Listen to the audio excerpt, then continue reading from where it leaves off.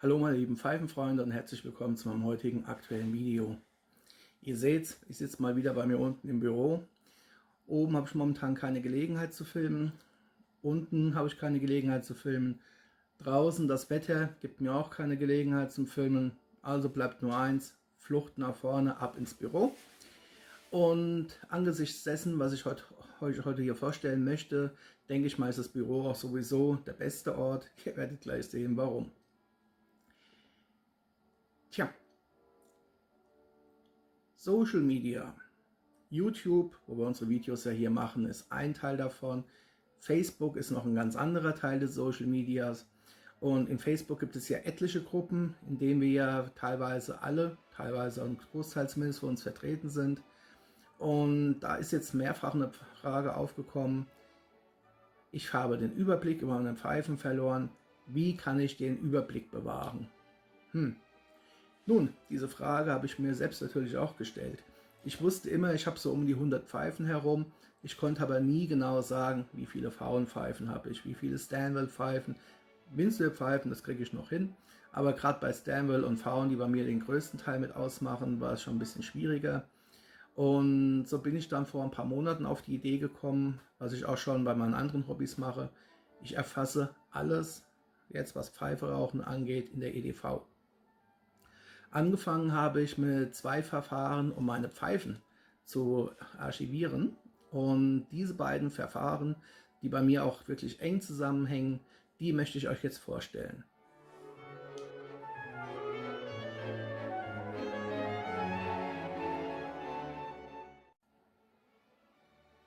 So, kommen wir zum allerersten Teil. Das allererste, was ich gemacht habe, ist, ich habe mir Dateimappen angelegt. Und zwar Mappen für jede einzelne Marke, die ich bei mir habe. Jede Pfeifenmarke hat eine eigene Mappe. In dieser Mappe lege ich die Fotos von den Pfeifen ab, um dort einen groben Überblick zu bewahren. Und zwar, das blende ich euch jetzt ein, sieht es genau so aus. So, wie ihr jetzt hier schön sehen könnt, habe ich hier verschiedene Mappen angelegt. Und hier befinden sich halt meine Pfeifen drin, die ich besitze, wo ich jeweils ein Foto von gemacht habe. Aus meiner Sicht ist es doch recht überschaubar und man hat auf jeden Fall noch den Übersicht zu bewahren. Das Ganze ist halt hier alphabetisch sortiert und unter Unbekannt. Da befinden sich halt 2 Pfeifen, die ich nicht näher bestimmen kann. Hier weiß ich nur, es ist eine Church Warden ohne Filter. Die Pfeife ist alt, die ist wirklich alt. Und hier kann man halt auch so ein bisschen erkennen halt irgendwas mit Brière Garantie. Keine Ahnung, was es sein soll. Jedenfalls ist das eine Pfeife, die ich auch mein eigen nenne, wo ich halt noch nicht weiß, was es sein wird. Das wird man dann merken. So, was ihr halt hier weiter sehen könnt, und da wird es dann halt richtig interessant, wenn ich mal so auf die namhafteren Anbieter gehe, zum Beispiel hier bei Pfauen. Da habe ich jetzt halt auch meine Pfeifen alle hinterlegt, die ich besitze von Pfauen. Und wie ihr merkt, innerhalb der Datei Pfauen verzichte ich dann auf Pfauen vorn dran, einfach um es dann hier innerhalb der Datei besser hinterlegen lassen zu können. Deswegen dann haben wir hier eine Classic, dann haben wir eine Dr. Perl, wieder eine Dr. Perl, die Einsteigerpfeife, jetzt die neue Etienne, die ich demnächst auch mal vorstellen werde. Hier ist die Jahrespfeife 2018, wo es das Video schon gibt und was ich halt so noch alles an verschiedenen Pfauenmodellen hier vorliegen habe. Nach und nach werde ich ja auch noch die Pfeifen vorstellen, aber hier geht es ja wie gesagt erstmal darum, wie ich überhaupt einen Überblick über meine Pfeifen bewahre. Hier haben wir zum Beispiel meine Torben Dansk Pfeifen drin, immerhin mittlerweile schon 5 Stück. Und was wir zum Beispiel halt auch nochmal schauen können, wo es halt auch ein paar mehr gibt, ist natürlich dann hier bei Stanville. Klassiker wie die 11er oder die 15er Modelle, die 64er, die 95er. Hier ist also auch einiges drin. Hier sind auch meine Calabash-Pfeifen drin, die ich jetzt nach und nach vorstellen werde. Hier sind meine 3 Rhodesians drin. Also hier kann ich eigentlich wirklich sehr gut einen angenehmen Überblick bewahren. Und das Beste ist halt, die Fotos habe ich alle auf 4:3 gemacht. Und wieso die Fotos im Format 4:3 sind, seht ihr hier, ist ja schon fast quadratisch praktisch gut. Das werde ich euch dann gleich im nächsten Abschnitt zeigen. Nun habt ihr gesehen, wie ich meine Pfeifen hier entsprechend archiviert habe. Jede Pfeife hat also tatsächlich von mir ein Foto gemacht bekommen. Ich habe immer versucht, das Foto möglichst in der gleichen Art und Weise zu machen. Also das Format ist immer 4:3 und nach Möglichkeit so, dass der Pfeifenkopf oben links ist und das Mundstück nach oben rechts geht. Einfach nur der Einfachheit halber und um auch ein bisschen Überblick zu bewahren. Es gibt 2 Ausreißer, da ließ es sich einfach nicht anders machen, wegen dem Lichteinfall, aber gut, Slap ist hart und grausam.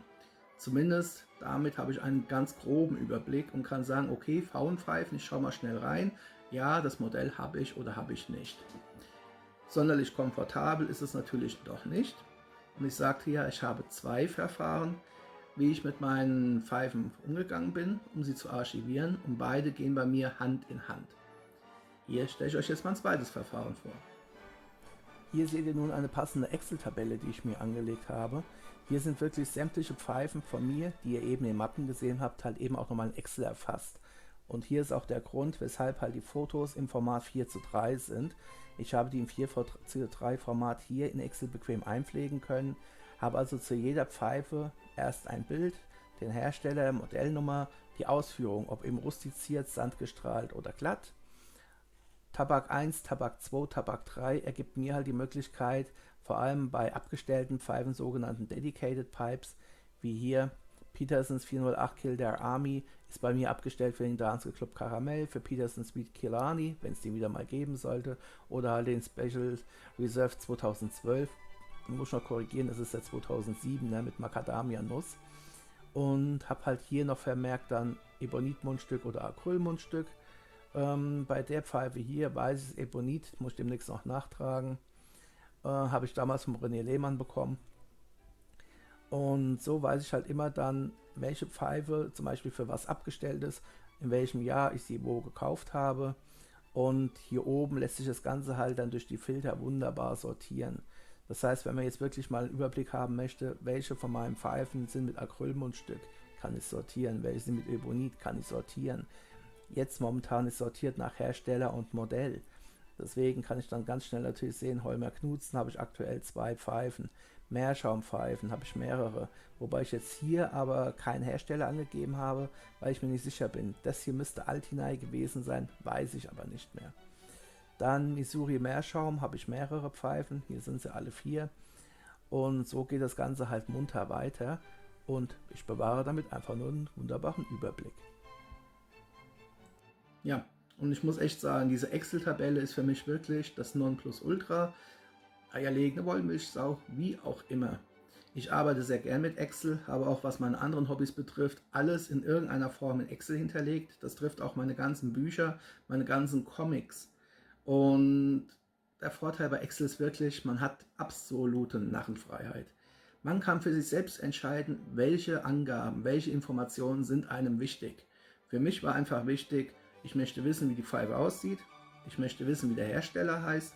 Ich möchte wissen, um welche Modellbezeichnung oder um welches Modell generell es sich dreht. Ich wüsste natürlich gern, wenn ich die Pfeifen schon einem speziellen Tabak zugeordnet habe, welcher Tabak oder welche Tabake habe ich dieser Pfeife zugeordnet. Bei über 100 Pfeifen, ihr habt ja gesehen, aktuell sind es ja schon über 100, verliert man doch relativ schnell den Überblick. Und gerade wenn man eine längere Zeit nicht geraucht hat, gucke ich doch lieber mal nach, habe ich die nicht für irgendwas zurückgestellt? Wenn ja, dann rauche ich einen dieser Tabake da raus, wenn ich Lust auf die Pfeife habe. Und umgekehrt auch, wenn ich sehe, ich habe einen speziellen Tabak, beispielsweise einen mit einer Aromatisierung mit Karamell, habt ihr ja gesehen, Corona Campo beispielsweise, oder auch meine Peterson Donegal Rocky, nicht Donegal Rocky, Kill Their Army, eine Kill Their Army von Peterson, die 408, die ist zum Beispiel auch für Karamelltabake abgestellt. Ich habe eine Corn Cob, die ist zum Beispiel einzig und allein für den Indian Summer abgestellt. Und so habe ich so meine Vorlieben, konnte die entsprechend alle unterbringen. Dann habe ich eine Spalte, wo ich eintrage, um was für ein Mundstück handelt es sich. Acryl, Ebonit, Cumberland oder, was ich auch habe, Plastik bei Corn Cob. Habe jetzt angefangen, auch mal nach und nach einzutragen, in welchem Jahr die Pfeife zu mir gekommen ist und auf welchem Weg sie zu mir gekommen ist. Das kann ein Geschenk gewesen sein, das kann ein Kauf gewesen sein, eBay oder spezieller Händler. Das ist eigentlich nur für mich so aus reinem Interesse und halt auch, weil ich später die Möglichkeiten habe. Ich habe ja alles mit Filtern versehen. Ich arbeite hier richtig mit Excel-Tabellen, habe es also als Tabelle formatiert, kann entsprechend jetzt natürlich nach allem Möglichen sortieren. Und bei mir die Hauptformatierung ist natürlich sortiert nach Hersteller und sortiert nach Modellbezeichnung. Und so sehe ich halt auf einen Blick dann Peterson von oben nach unten. Ich sehe auf einen Blick Stanwell. Bei mir beginnt mit der Nummer 11 runter bis zu, weiß der Helmker, welche Shape-Nummer. Das gleiche halt auch für alle anderen Pfeifen. Finde ich hübsch, ist eine hübsche Spielerei, kann man machen, muss man natürlich nicht machen, aber die Frage wurde ja gestellt, wie verfahrt ihr, um den Überblick zu bewahren? Das hier ist meine Methode. Manch einer wird vielleicht eine ähnliche haben, andere denken sich, der spinnt doch, sowas jetzt in Excel zu machen. Wie gesagt, es muss keiner machen, kann jeder für sich selbst entscheiden. Ich persönlich empfinde es als optimal, für mich zumindest, und wollte euch deswegen halt diese Methode auf jeden Fall mal vorstellen. Tja, das war es auch schon soweit von mir für heute. Ich danke euch in gewohnter Weise sehr für eure Aufmerksamkeit, wünsche euch weiterhin viel Spaß mit euren Pfeifen und mit euren Tabaken. Bleibt mir gesund, bleibt mir gewogen. Wir sehen uns auf jeden Fall wieder hier auf diesem Kanal. Alles Gute, bis zum nächsten Mal, macht's gut. Ciao.